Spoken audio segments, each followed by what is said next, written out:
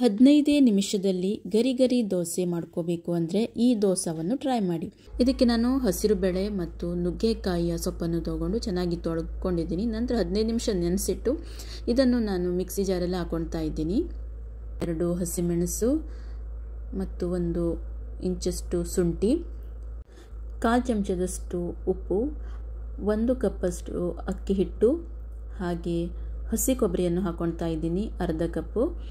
ಸ್ವಲ್ಪ ನೀರನ್ನು ಸೇರಿಸ್ಕೊಂಡು ಇದನ್ನು ಮಿಕ್ಸಿ ಮಾಡ್ಕೋಬೇಕು. ದೋಸೆ ಹದಕ್ಕೆ ಈ ಹಿಟ್ಟನ್ನು ನಾವು ಮಿಕ್ಸಿ ಮಾಡ್ಕೋಬೇಕು. ಹಾಗೆ ಇದಕ್ಕೆ ಸ್ವಲ್ಪ ನಾನು ಉಪ್ಪನ್ನು ಸೇರಿಸ್ಕೊಂಡು ಚೆನ್ನಾಗಿ ಈ ಥರ ಕಲಿಸ್ಕೊಳ್ತಾ ಇದ್ದೀನಿ. ಕಾವಲಿಯನ್ನು ಬಿಸಿ ಮಾಡಿಕೊಂಡು ದೋಸೆಯನ್ನು ಹಾಕ್ಕೋಬೇಕು. ಇದಕ್ಕೆ ಯಾವುದೇ ಅಕ್ಕಿ ಆಗಲಿ, ಅವಲಕ್ಕಿ ಆಗಲಿ, ಸೋಡಾ ಆಗಲಿ, ರವಾವನ್ನು ನಾನು ಯೂಸ್ ಮಾಡಲಿಲ್ಲ. ಈ ದೋಸೆ ತುಂಬ ರುಚಿಯಾಗಿರುತ್ತೆ, ಹಾಗೆ ಆರೋಗ್ಯಕ್ಕೂ ಕೂಡ ತುಂಬ ಉತ್ತಮವಾಗಿದೆ ಮತ್ತು 15 ನಿಮಿಷದಲ್ಲಿ ಮಾಡ್ಕೋಬಹುದು ಇದನ್ನು.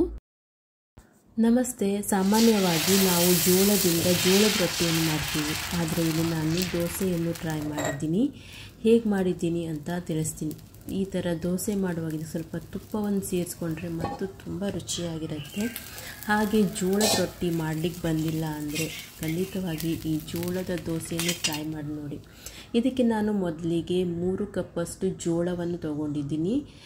ಜೋಳ ಒಂದು ಸಾರಿ ನೋಡ್ಕೊಳ್ಳಿ, ಅದರಲ್ಲಿ ಕೆಲವೊಂದು ಸಾರಿ ಕಲ್ಲೆಲ್ಲ ಇರುತ್ತೆ, ಅದಕ್ಕೆ ಕ್ಲೀನ್ ಮಾಡ್ಕೊಳ್ಳಿ ಮೊದಲಿಗೆ.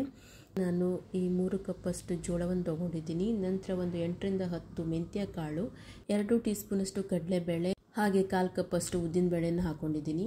ಅದನ್ನು ನೀರು ಹಾಕ್ಕೊಂಡು ಈ ಥರ ನೆನೆಸಿಟ್ಕೋಬೇಕು. 6 ತಾಸು ನೆನೆಸಿಟ್ಕೊಂಡಿದ್ದೀನಿ. ಹಾಗೆ 6 ತಾಸು ಆದಮೇಲೆ ನಾನು ಇದನ್ನು ಚೆನ್ನಾಗಿ ತೊಳ್ಕೊಂಡು ಮಿಕ್ಸಿ ಜಾರಲ್ಲಿ ಹಾಕ್ಕೊಂಡು ಈ ಥರ ದೋಸೆ ಹದಕ್ಕೆ ಇದನ್ನು ರುಬ್ಕೊಂಡಿದ್ದೀನಿ. ನಂತರ ಇದನ್ನು ನಾನು ಒಂದು 6 ರಿಂದ 7 ತಾಸು ಹಾಗೆ ಬಿಟ್ಟಿದ್ದೀನಿ. ಆ 7 ತಾಸು ನಂತರ ಉಪ್ಪನ್ನು ಹಾಕ್ಕೊಂಡು ಈ ಥರ ಚೆನ್ನಾಗಿ ಕಲಿಸ್ಕೊಂಡು ಈ ಥರ ದೋಸೆಯನ್ನು ಮಾಡ್ಕೊಂಡಿದ್ದೀನಿ.